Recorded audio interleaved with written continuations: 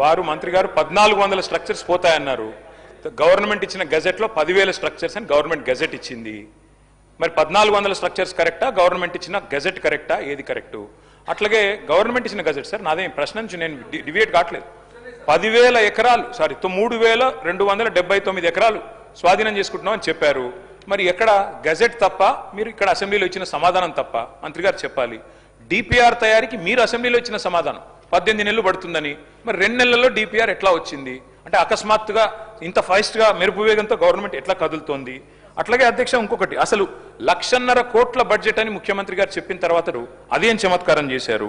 దాంతోపాటు అధ్యక్ష, మరి మంత్రి గారు చెప్తున్నారు ఇది 1435 స్ట్రక్చర్లు ఐడెంటిఫై చేశాం. ఏ బేసిస్లో ఐడెంటిఫై చేశారు? మంత్రి గారేమో, మరి నేను మొన్న ఆర్డీఓ గారు చెప్పింది చూశాను, రాజేంద్ర నగర్ ఆర్డీఓ, 50 మీటర్ల బఫర్ జోన్ అని ఒకవైపు చెప్తారు, 50 మీటర్ల బఫర్ జోన్లో ఉండే వాళ్ళని తీసుకుంటామంటారు. కానీ మరి 3,297 ఎకరాలంటే 500 మీటర్ల దాకా విస్తరించారు అధ్యక్ష. బఫర్ జోన్ ఎంత తీసుకుంటున్నారు? అసలు ప్రాజెక్ట్ యొక్క ఆలోచన ఏంది? 1,50,000 కోట్ల, 5,000 కోట్ల, 4,000 కోట్ల బ్లాక్ లిస్ట్ చేసిన కంపెనీలకు ఎందుకు ఇస్తున్నారు? డిపిఆర్ లేకుండా ఈ హడావుడు ఎందుకు? ఇల్లెందుకు కూలుస్తున్నారు? మొత్తం ఒక గృహ మీద యాగం ఎందుకు చేస్తున్నారు? దయచేసి మంత్రి గారు సమాధానం చెప్పాలని కోరుతా ఉన్నది. సుధీర్ రెడ్డి గారు.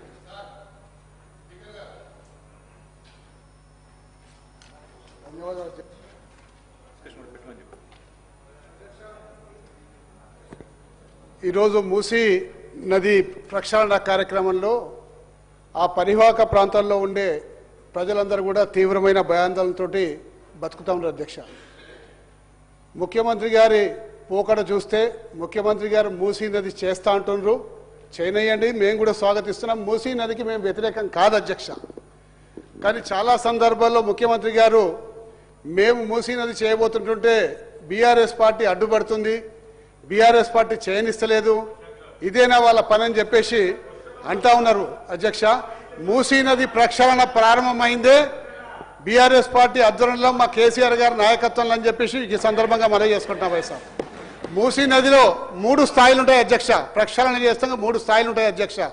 మొదటి స్థాయి మూసీ నదిలోకి ప్రవహిస్తున్న హైదరాబాద్లో ఉన్న సివేజ్ వాటర్ అంతా కూడా వివిధ రకాలుగా వివిధ రూపాల్లో వివిధ ప్లేసెస్లో ఎస్టీపీలు పెట్టి శుద్ధి చేసి స్వచ్ఛమైన నీటిని మూసీ నదిలో వదిలే ప్రక్రియ మొదటి ప్రక్రియ అధ్యక్ష. ఆ మొదటి ప్రక్రియ 3,600 కోట్ల రూపాయలతోటి ఆ రోజు ముఖ్యమంత్రి గారు ప్రారంభించి 31 ఎస్టీపీల నిర్మాణం ఆ రోజు పెట్టింది అధ్యక్ష. దాని తర్వాత అవి 31 ఎస్టీపీలు దాదాపు 75% పూర్తి. సార్ షార్ట్ డిస్కషన్ పెట్టండి, అందులో కూడా పార్టిసిపేట్ చేస్తాం సార్. కానీ దీనికి క్వశ్చన్ కి సంబంధించిన వివరాలు చెప్పనియండి సార్ మమ్మల్ని. మాకు ఎప్పుడు సార్ మైకే అవకాశం మీరు ఎట్లా సార్? నాకు అర్థం కాదు. క్వశ్చన్ కు పరిమితం కాండి. అవును సార్, క్వశ్చన్ దానికి సంబంధించిన వివరాలు చెప్తున్నాం కదా సార్. క్వశ్చన్ కే పరిమితం కాండి సార్. క్వశ్చన్ కే పరిమితం అవుతున్నాం సార్. మేమేమో ఈ పద్ధతులు చేసినాము, ఎక్కడ కూడా ఒక ఇల్లు సార్ ఇప్పుడు వారు చెప్పినట్టు సార్ అక్కడికి వెళ్ళి ఇక్కడి వరకు దాదాపు 11,000 స్ట్రక్చర్లు ఇవాళ బఫర్ జోన్ లో ఐడెంటిఫై ఆ రోజు చేసి ఉంటుంది సార్. కానీ ఎక్కడ కూడా ఒక్క స్ట్రక్చర్ కూడా కూలగొట్టి